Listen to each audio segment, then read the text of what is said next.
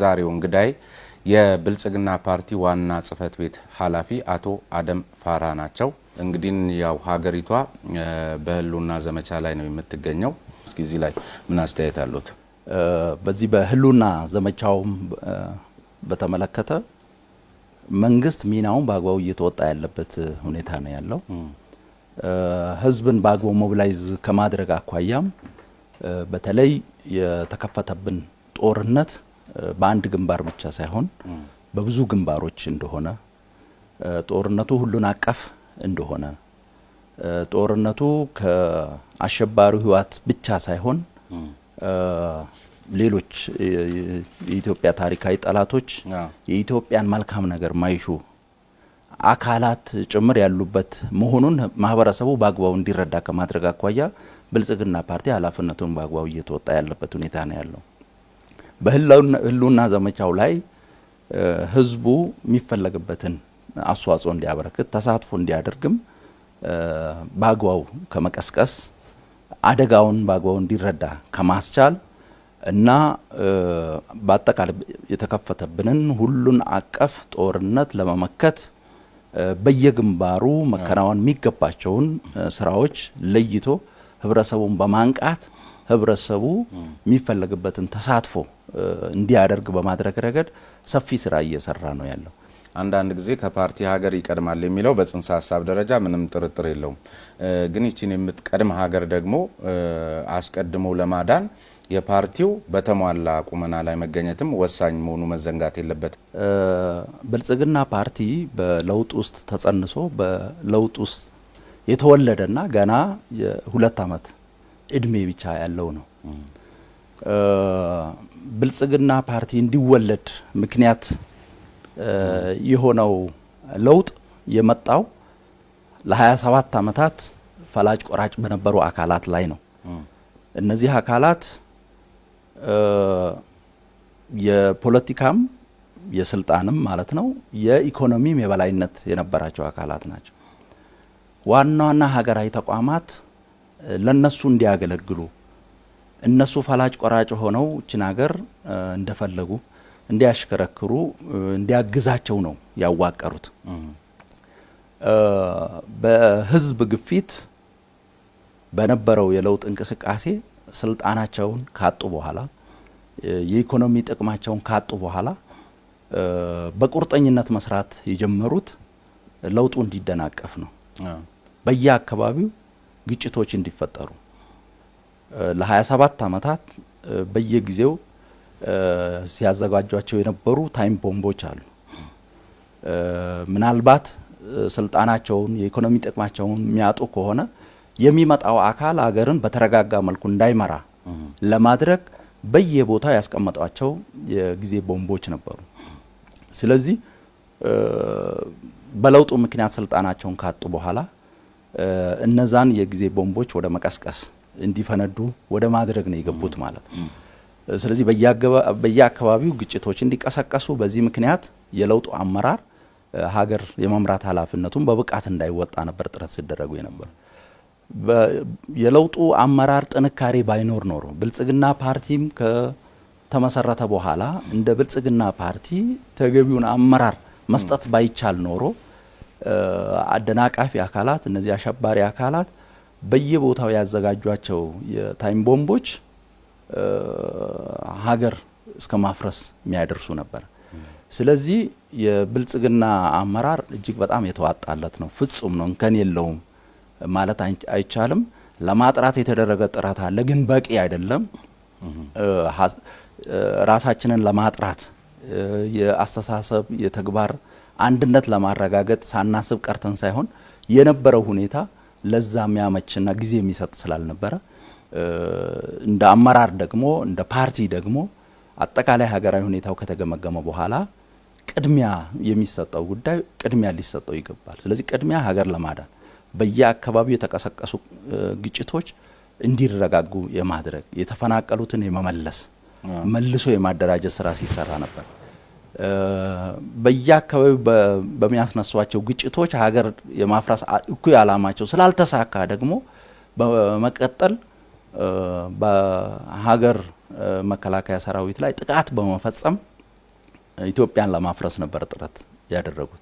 እንደምናስታውሰው ጥቅምት 24 ላይ በሰሜን እዝ ላይ የፈጸሙት ጥቃት ለበርካታ ጊዜ ሲያደርጉ የነበሩት ዝግጅት ማጠናቀቃቸውንና ሀገር ወደ ማፍረስ ተግባር መግባት እንደሚችሉ አረጋግጠው የፈጸሙት ጥቃት ነበር። ሀገር መከላከያ ሰራዊት ማለት የአንድነታችን መገለጫ የሆነ ሀገር የመጨረሻ ምሽግ የሆነ ተቋም ነው። እሱን ማጥቃት ማለት ኢትዮጵያን ማጥቃት ነው። እሱ እንዲፈርስ ማድረግ ማለት ኢትዮጵያ እንድትፈርስ ማድረግ ነው። የኢትዮጵያን መልካም ነገር የማይፈልጉ አካላት እድል እንዲያገኙ ማድረግ ነው። ለምሳሌ አሁን የዚህ ሀገር መከላከያ ሰራዊታችን ላይ ያን አስከፊ ጥቃት ከመፈጸማቸው በፊት በጣም ሲዘጋጁበት እንደነበረ የሚያመላክት ቅርብ ጊዜ ወጣ ሚስጥራዊ ሰነድ አለ። በዚያ ሲያቆሙ ዛሬም በየከተሞች ላይ ሊያደርሱ የሚገባቸውን ሌሎች ጥቃቶችና ተልእኮችን የተመለከቱ ነጥቦች አሉ። እሱን በአግባቡ አሁን ለህዝብ እያሰረጻቸው አይደለም። ጠላት ይዞ የተነሳውን እኩይ ዓላማ እና ያን እኩይ ዓላማ ለማስፈጸም ያደረገውን ጥረት እና መጨረሻ ላይ የሆነውን በማየት የመጣውን ውጤት መነሻ በማድረግ በዛ ውስጥ ደግሞ የመሪው ፓርቲ ሚና ምን ነበር የሚለውን በማየት ነው በአግባቡ መረዳት የሚቻለው። እንደ ጠላት ፍላጎት ቢሆን ኖሮ አሁን እንደ ሀገር ያለው ሁኔታ ባልሆነ ነበር። ስለዚህ ለ27 ዓመታት ፈላጭ ቆራጭ የነበረ ዋና ዋና ተቋማትን በሙሉ ሲቆጣጠር የነበረ እያንዳንዷን ሲስብልት የሚያውቅ አካል እና የኢኮኖሚ አቅም ያንን እኩይ ዓላማ ለማስፈጸም በቂ ፋይናንስ ያለው እንዲሁም ተላላኪዎችን አግኝቶ በየአካባቢው ያንን የሚያስፈጽምለት አካል ያለው አካል ያደረገውን ሰፊ ርብርብ ማክሸፍ የተቻለው በብልጽግና አመራር ነው። በውጤት ደረጃ ስናይ በየአካባቢው የሽብር ተግባራት እንዲፈጸሙ ህዝብ እንዳይረጋጋ ነበረ ፍላጎታቸው። የጸጥታ ተቋማትን በማጠናከር ብቃታቸው እንዲያድግ በማድረግ ለህገ መንግስቱ ተገዢ ሆነው እንዲንቀሳቀሱ ማድረግ በመቻሉ እና በአጠቃላይ ከአሸባሪ ህወሓት ውጪ በራሳቸው መቆም ማይችሉ ተቋማት እንዲሆኑ ተፈልጎ ሲሰራባቸው የነበሩ ተቋማት በአጭር ጊዜ ውስጥ በሁለት እግራቸው ቆሞ የሀገር ሰላምና ደህንነትን ማስከበር የሚችሉ ተቋማት እንዲሆኑም የተደረገው በብልጽግና አመራር ነው። እንደ ብልጽግና ትኩረት የተሰጠው አንዱ ተቋማት ግንባታ ነው።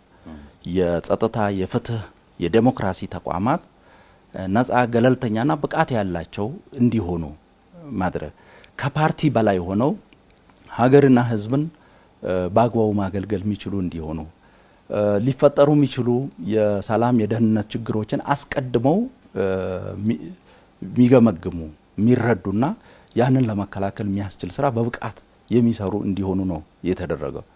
ከዛም ባሻገር ከህዝብ የሚፈለገውን ተሳትፎ ድጋፍ በሚመለከት ደግሞ ህዝብን በአግባቡ የሚያሳትፉ እንዲሆኑ ህዝብን እንደ ዋነኛ አቅም የሚጠቀሙ እንዲሆኑ ነው ጥረት የተደረገው። ብዙ ጊዜ በግንባር ደረጃ ያለው አፈጻጸም አመርቂ የሆነ በፖለቲካውን ከመስራትና መንግስታዊ አስተዳደሩን እየተከሉ እያጠናከሩ ከሜዳ አኳያ ግን አሁንም ከባድ ክፍተትና ብዙ ስራ ይጠይቃል። እዚህ ላይ ምንድን ነው እየሰራ ያለው?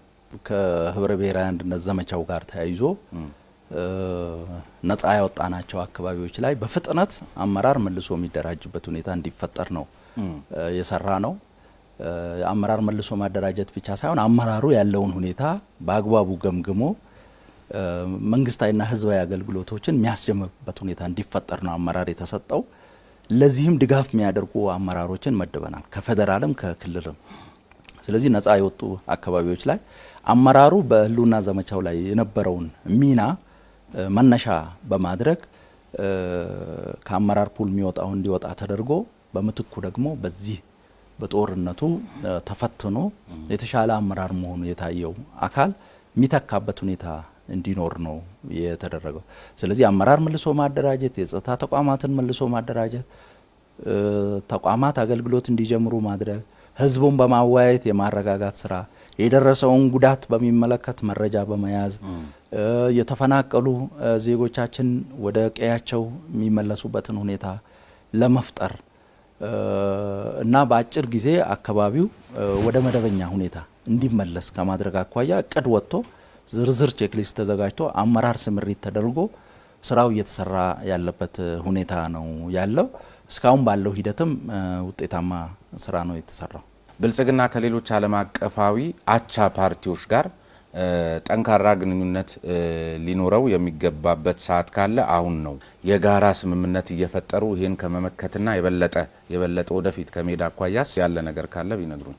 በዚህ ወቅት ደግሞ በተለይ በግዛት አንድነት ላይ በሀገራት ሉዓላዊነት ላይ ማይደራደሩ አገራት መሪ ፓርቲዎች ጋር መልካም ግንኙነት በመፍጠር በዓለም አቀፍ መድረኮች ላይ የሚያንጸባርቁትን አቋም እንዲያንጸባርቁ ብዙ ስራ የተሰራበት ሁኔታ ነው ያለው። በቀጣይም ይሄ ተጠናክሮ ይቀጥላል። በዚህ ወቅት የተወሰኑ የኢትዮጵያን መልካም ነገር አጠቃላይ የኢትዮጵያ አካሄድ ያላማራቸው በዚህም አሸባሪውን ህወሓት የሚደግፉ ተላላኪዎችን የሚደግፉ አካላት እንዳሉ ሆኖ እኛን በዓለም አቀፍ መድረኮችም ላይ ከኛ ጎን መርህን መሰረት ባደረገ መልኩ የተሰለፉ አካላት አሉ። ያልተቋረጠ ድጋፍ ሲያደርጉልን የነበሩ አገራት አሉና ከነዚህ አገራት ጋር መልካም የሆነ የፓርቲ ለፓርቲ ግንኙነት አለን። በቀጣይ ማጠናክረን የምንቀጥል ይሆናል። ከወዳጅ አገራት መሪ ፓርቲዎች ጋር ያደረግነው መልካም ግንኙነት ሀገራቱ በዓለም አቀፍ መድረክ ላይ ያንጸባረቋቸው ሀሳቦች፣ አቋሞች መታየት አለበት ማለት ነው። ከዛ አኳያ ውጤታማ ነን። በተለይ ድጋፍ ሊያደርጉልን ይገባሉ ብለን ለይተን መልካም ግንኙነት አድርገን የሰራናቸው ላይ በውጤት ደረጃ ጥሩ ውጤት አግኝተናል። ለዚህም ነው እንደ አንዳንድ ሀገራት ፍላጎት